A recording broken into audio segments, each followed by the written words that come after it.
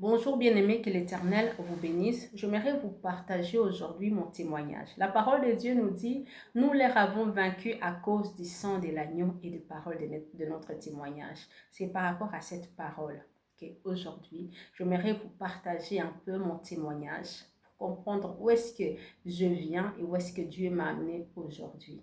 Je vais commencer dès le début et à chaque fois quand je vais essayer de parler de ce que Dieu a fait dans ma vie, je vais apporter quelques exhortations, comme on dit, par rapport, en tout cas, aux humbles choses que l'Éternel m'a appris, par rapport aux défis, par rapport aux événements, par rapport aux choses que moi-même j'ai pu vivre et comment Dieu a agi dans ma vie. Amen. Donc voilà, je vais commencer par le début. Ma mère, en tout cas, quand elle m'a eu, elle n'était pas mariée, c'était pas une femme mariée, c'était encore une jeune fille qui allait à l'école.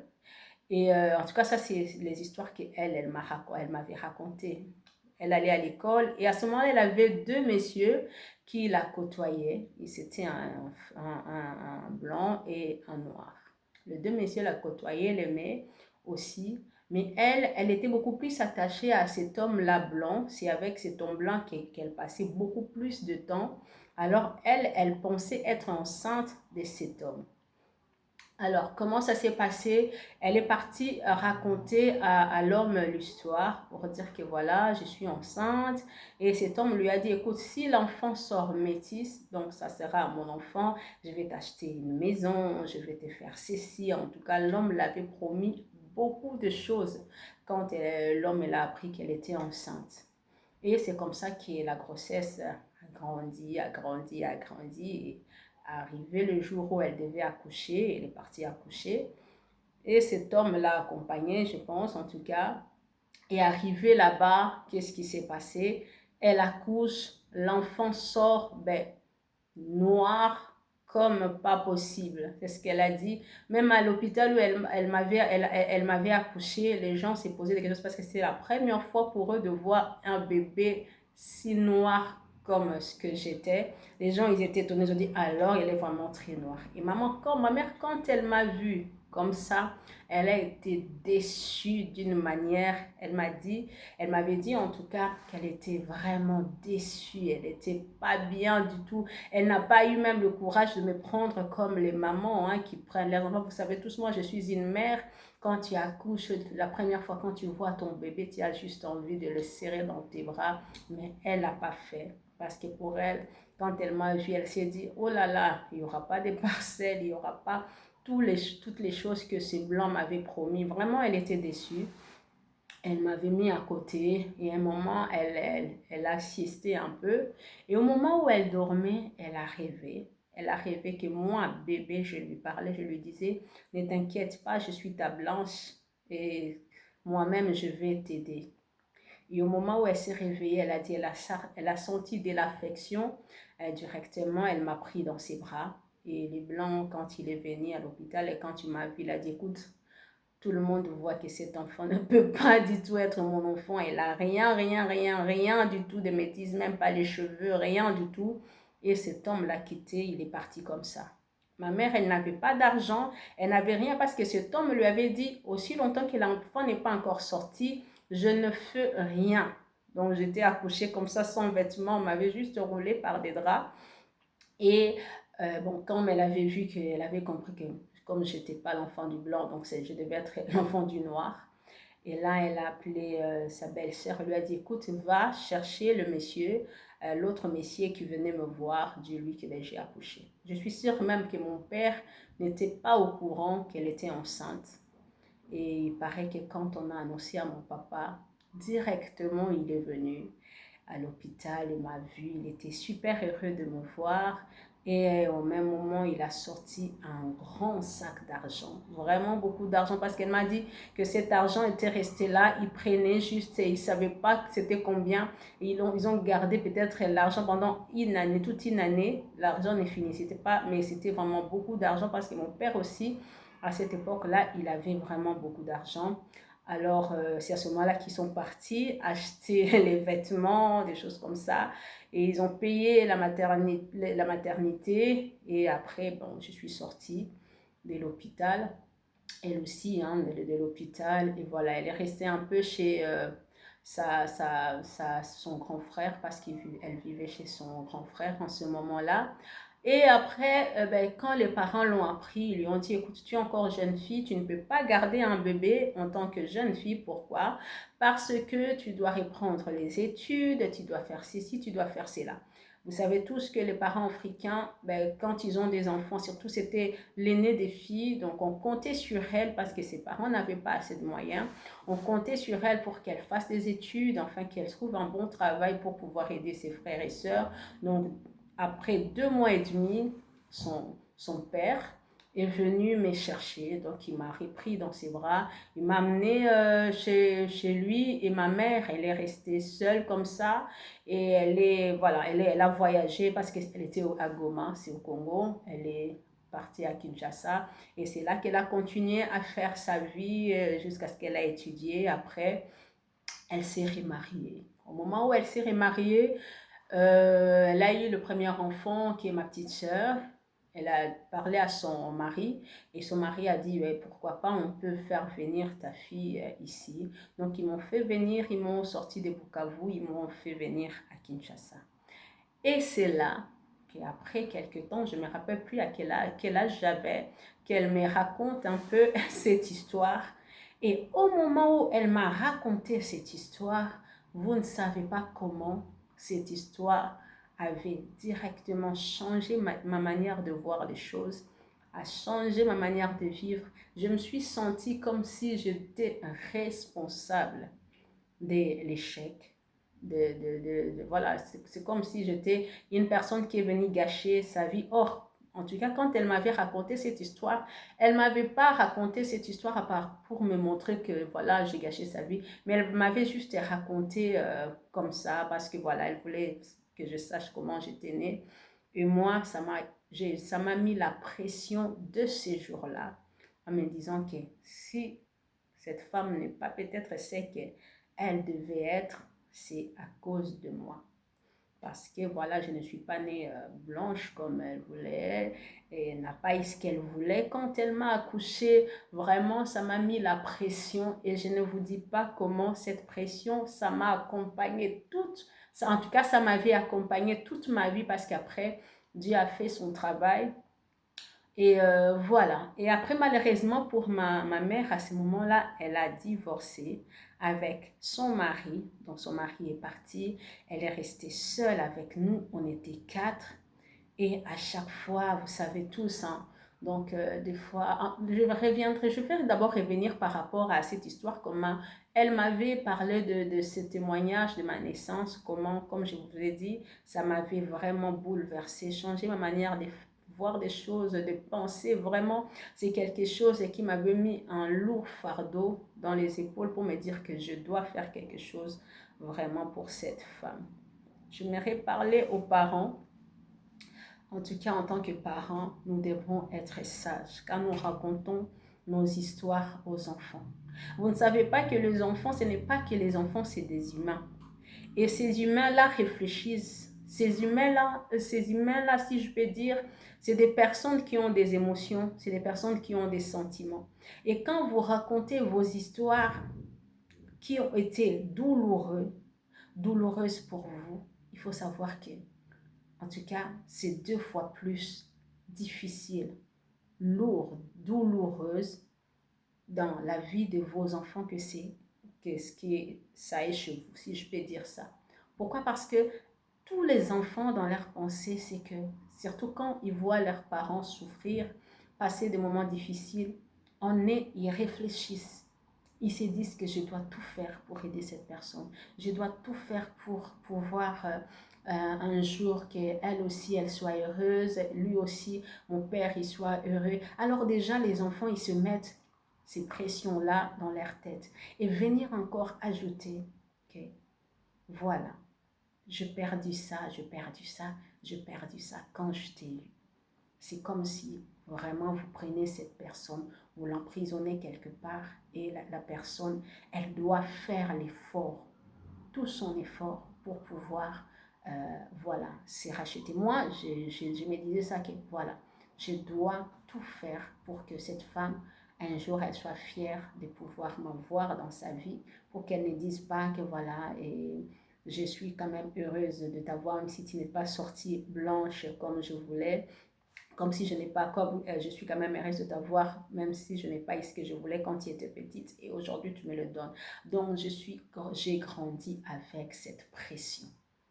Et comme je vous ai dit, ma mère, après, elle a divorcé avec son mari, donc on est resté seul et elle a vécu une vie de calvaire. On a vécu une vie de calvaire, si je peux dire ça à ce moment-là. On manquait à manger, on manquait telle chose, on manquait telle chose. On devait aller par-ci, par-là, on va chez cet ami qui nous rejette, on va chez cette personne qui nous rejette, on va chez ses parents qui nous chassent. Et donc, vraiment, c'était une vie très compliquée. Et en ce moment-là, moi, j'ai porté ce fardeau, pardon, pour me dire que je dois, quand je vais avoir la possibilité de l'aider, je dois le faire. Et dès le bas âge, je commençais à vendre. Je fais des beignets, je vends devant la porte, je fais ceci, je fais cela. Et tout ça, je le faisais juste pour qu'elle soit heureuse, qu'elle comprenne que, voilà, même si je suis venue noire, c'était pas pour la nuire, c'est vraiment que, voilà, je suis quand même un cadeau venant du ciel. Et tout ce que je faisais, ça ne marchait pas du tout. Pourquoi? Parce que tellement qu'elle souffrait. Et après, je l'ai compris, parce que ce n'est pas facile pour une femme seule d'élever ses enfants, et surtout si tu n'as pas de moyens. Et à chaque fois, quand elle était arrivée au bout, elle faisait tomber ces problèmes, ces difficultés chez moi. C'est à cause de toi. Si aujourd'hui ma vie n'est pas bien, c'est à cause de toi. Parce que voilà, c'est à cause de toi. Aujourd'hui, si ça ne va pas, c'est à cause de toi. Donc, c'était en fait chaque fois moi qui étais le problème dans tout ce qu'elle vivait. Et moi, de mon côté, j'essayais de faire en sorte que, voilà, qu'elle soit bien pour qu'elle ne le dise pas. Qu'elle soit bien pour qu'elle voie qu'elle n'a pas fait d'erreur de m'avoir. Et vous ne savez pas comment ça fait mal à un enfant de voir, de se dire que c'est moi qui ai le problème dans cette famille. Et j'ai grandi comme ça. J'ai grandi comme ça. Et vraiment, aujourd'hui, j'aimerais parler à vous, les mamans, qui traversaient peut-être des moments difficiles comme ma mère, en ces moments-là. Ou alors vous avez des enfants comme moi, ou alors toi, l'enfant qui a été accouché sans que tes parents te désirent et tu es venu comme ça. C'est que les enfants là, moi je pense que c'est des enfants qui sont dans le plan de Dieu. Un enfant qui est né sans qu'on le veuille, c'est un enfant qui est dans le plan de Dieu. Parce que le projet de l'homme et le projet de Dieu, c'est différent. Quand on planifie, c'est vrai que Dieu peut être là, mais quand c'est quelque chose qui n'est pas planifié, souvent, c'est l'Éternel qui passe par là. Et je ne vous dirai pas comment, depuis toute petite, je me sentais soutenue par Dieu. Quand j'étais trop jeune, j'étais une personne qui ne dormait pas assez. J'étais une personne qui était tout le temps tourmentée la nuit, des cauchemars, des choses comme ça. Toute la nuit, je ne dormais pas. Et à chaque fois, quand il m'arrivait de ne pas avoir le sommeil, je venais toquer dans la chambre de ma mère pour lui dire, maman, je n'arrive pas à dormir. Et qu'est-ce qu'elle me disait? Elle rigolait, mais elle disait, pour se débarrasser de moi, elle me disait, va lire la Bible, peut-être Dieu veut te parler. Va prendre la Bible, tu vas prendre la Bible, tu vas ouvrir, tu vas lire. Et je pense que c'est Dieu qui veut te parler parce qu'elle faisait ça comme ça, elle s'est débarrassée de moi. Et moi, quand je rentrais dans ma chambre, je prenais au sérieux vraiment ce qu'elle disait. Alors je prenais ma Bible, je lisais la Bible, je lisais et je dormais.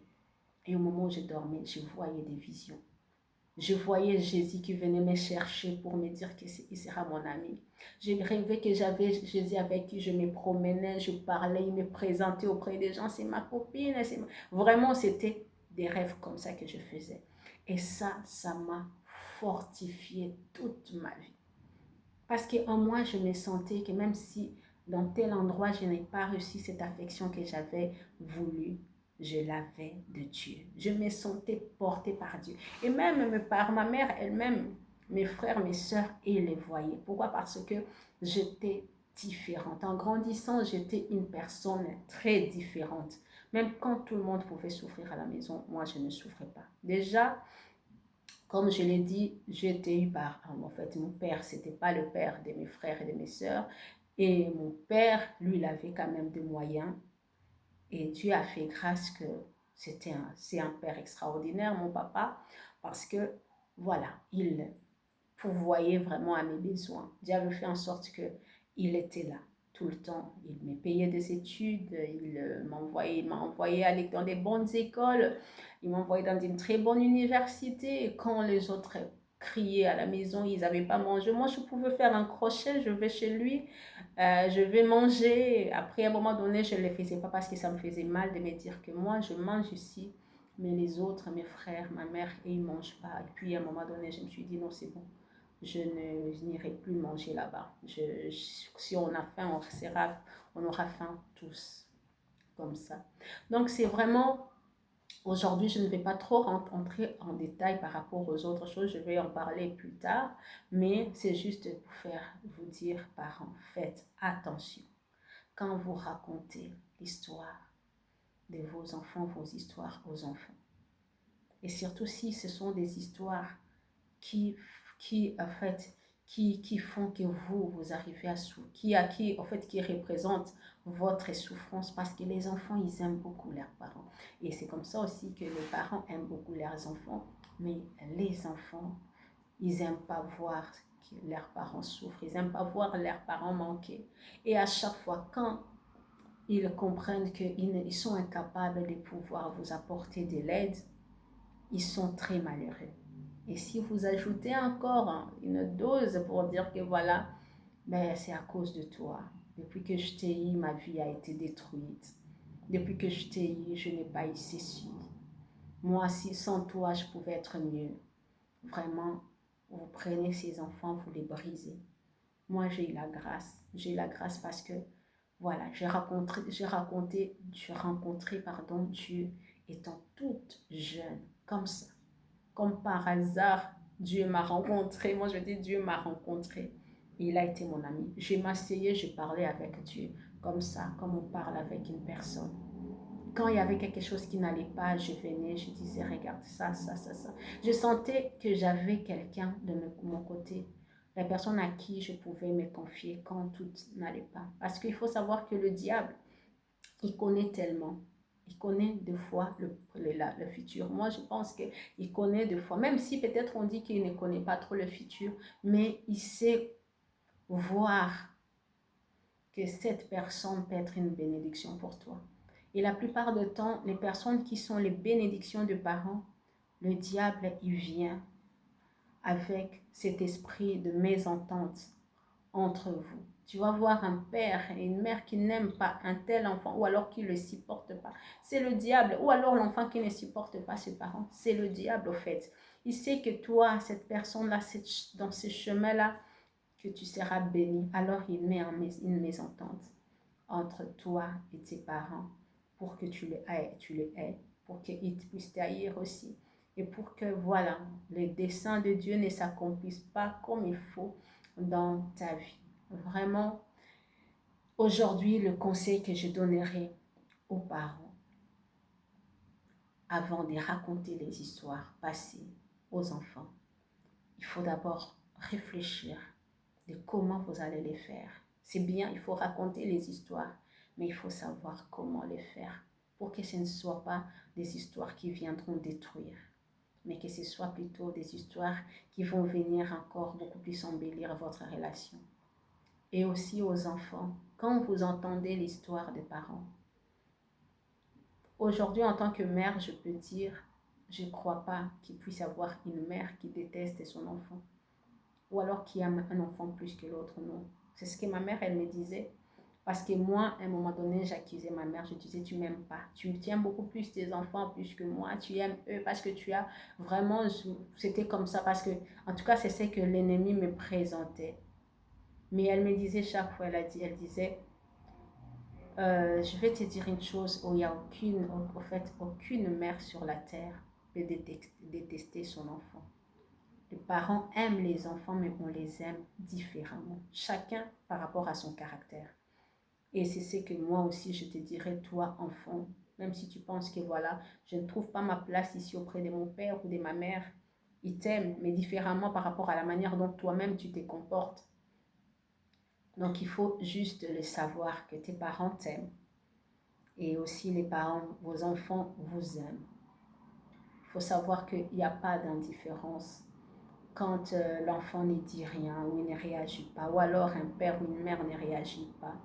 Ce n'est pas parce qu'ils détestent ou quoi que ce soit, mais des fois ils sont impuissants et chacun ne sait pas comment agir, mais il y a cet amour qui est dans le cœur. Il y a juste le diable des fois qui vient parce qu'il comprend que chacun sera une bénédiction pour l'autre. Alors, il essaie de mettre ses zizanies entre vous pour que vous ne puissiez pas avoir cette relation solide qui peut apporter une bénédiction plus tard dans la vie de chacun. Donc voilà, que Dieu vous bénisse en tout cas. Ce que j'aimerais dire, si vous aussi dans vos vies, vous avez été comme moi, cet enfant qui n'a pas été choisi et qui est venu et qui a vécu des choses un peu difficiles, n'hésitez pas à laisser les commentaires, n'hésitez pas à dire comment vous vous êtes en sorti ou alors dire comment vous êtes maintenant. Est-ce que ça a impacté votre vie d'une manière positive ou ça a impacté votre vie d'une manière négative? Et après, voilà, on va rester dans le chat en train de pouvoir communiquer, répondre aux questions et pour voir comment on peut aujourd'hui devenir épanoui, comme moi aujourd'hui, votre sœur qui vous dit que franchement l'Éternel a fait un beau travail dans ma vie, mais ce sont des travaux qui sont progressifs. Donc ce n'est pas aujourd'hui que j'ai commencé à... Donc le travail a commencé depuis et jusqu'à aujourd'hui, l'Éternel continue toujours à faire ce travail extraordinaire de changement, de restauration. Et c'est ce que vraiment j'aimerais que vous puissiez vivre et c'est le but de ce vidéo pour vous, que l'Éternel vous bénisse.